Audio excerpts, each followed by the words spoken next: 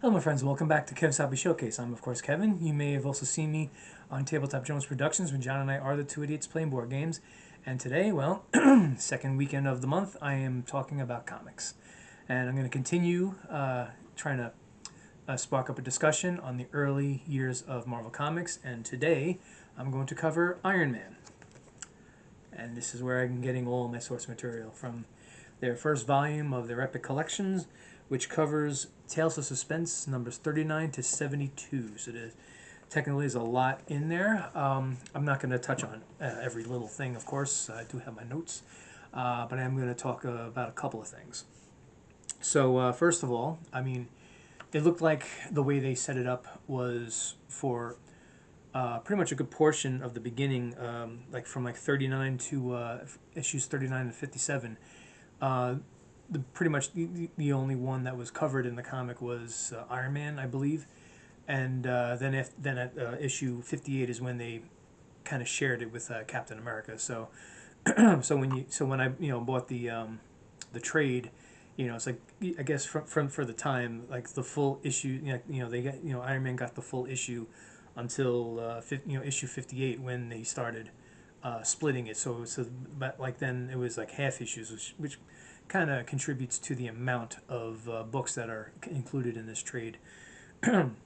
But still, what do we have in there? Well, first we have the origin. Now I know everybody has seen the movie, and they show Tony Stark's origin to becoming Iron Man to be in the Middle East. But you got to remember, these books were written in the 1960s, so his origins are not in the Middle East; they are in Vietnam. Bit of a change. And so I mean, you have to go with the, I understand with, when they make the movies, you have to go with the current times, because right now we don't have a conflict with Vietnam, thank God. But back then we did. So yeah, it's it's pretty common with the comics where they basically kind of change things to go with the current political situation. I'm sure it's not the first time. Sure, it won't be the last. See what else we got here. So now we all remember from the movies, Tony Stark in the cave made himself that little arc reactor, that little thing that he just put on his chest so he can move around. Well, of course, in the comics, for those for those of us who have read it, remember he had to wear the whole chest plate, the whole thing. So it was quite a bit more, and he also was doing the secret identity thing. So he didn't want everybody to know, especially the people close to him.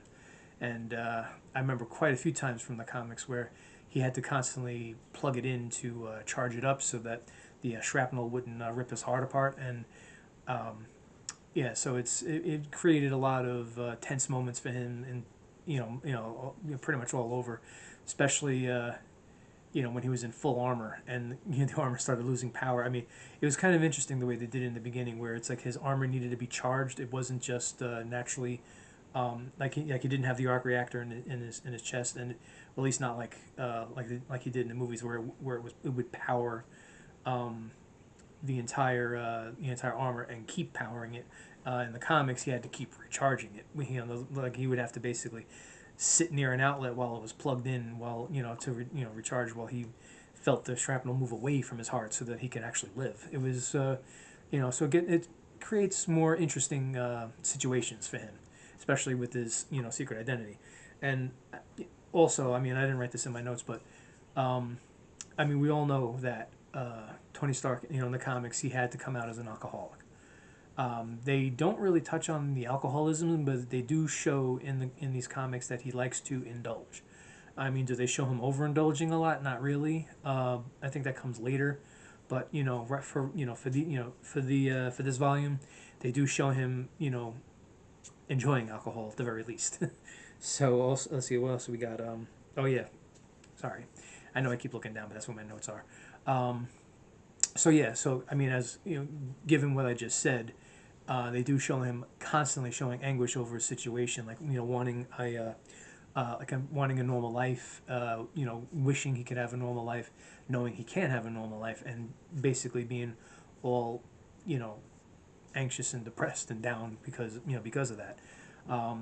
They didn't really do that in the movies. They kind of changed that aspect of his character, I guess, to keep the action going. But in the comics though, it was a very frequent thing, and one that he did eventually overcome.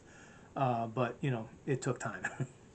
um, so another thing is in the comics, they did show his growing relationship with not only Pepper Potts but also Happy Hogan. Um, I mean, they showed how basically it was almost like a love triangle where, you know, where Stark was kind of sort of interested in Pepper Potts but didn't really pursue it mainly because of his double life. They showed how she basically was convinced the two of them were going to be together and how Happy Hogan was hopelessly in love with her. So it did create some, I guess, drama for the comic, which I guess for some people would be quite a bit enjoyable. I mean, I don't know. Sometimes it got annoying in my opinion, but I guess it all depends on our personal preferences as far as storylines go. But also, what they showed was the evolution of his armor. I mean, first it was big, bulky, and dark gray, and I think at one point in the comics they showed that he was like frightening young children. He was like, "Oh my God, I gotta do something." So his solution at the time was to spray paint the entire thing gold. Which I mean, the title of this is the Golden Avenger, which kind of brought that about. But then, of course, again, the suit was still the same. It was big, it was bulky, it was clumsy. And then, they showed him saying how he needed to, I guess, streamline it, make it easier to deal with, and that's where he came up with the thinner armor, which and I think I remember, if I remember correctly, it was like to cover his arms and his legs.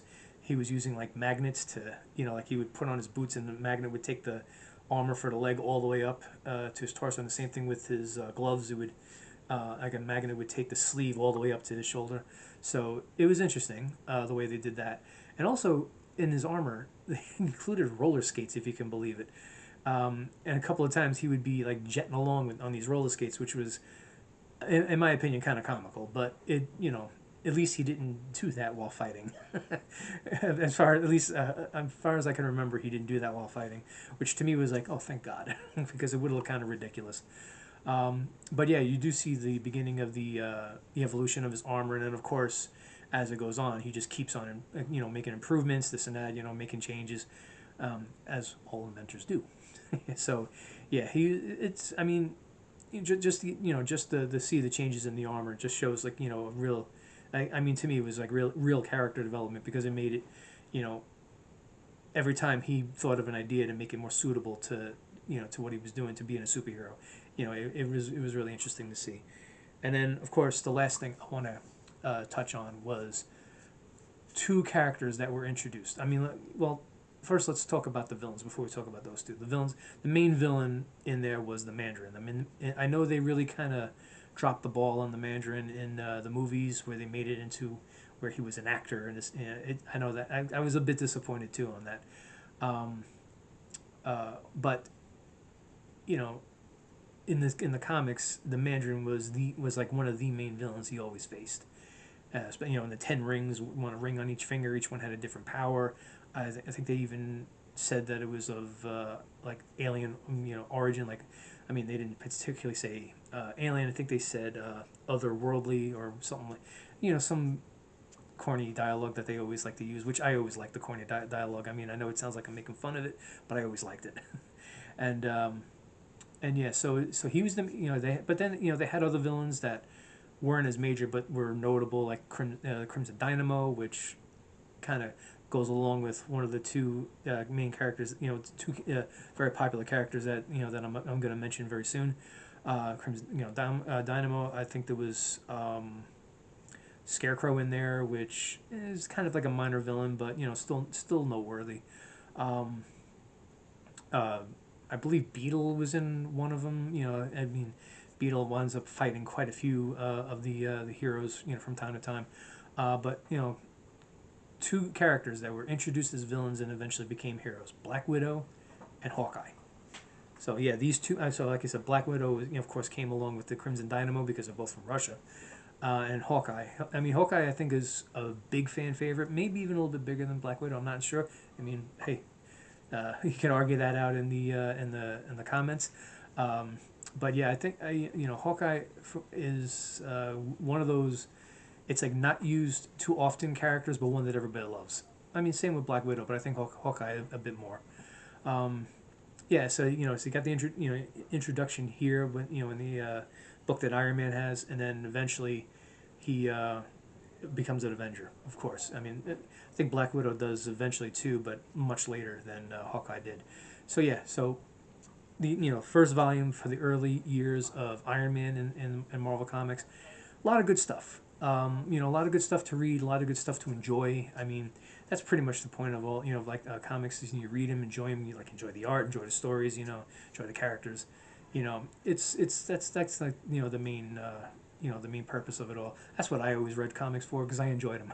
you know.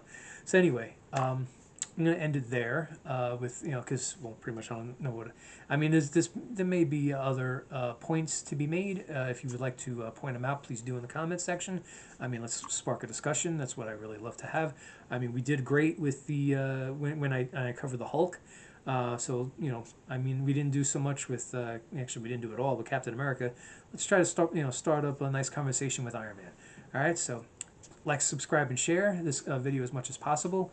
Um, it's the best way to support me, to support the channel. Please also go to Tabletop Jones Productions and do the same thing. Like, subscribe, and share over there.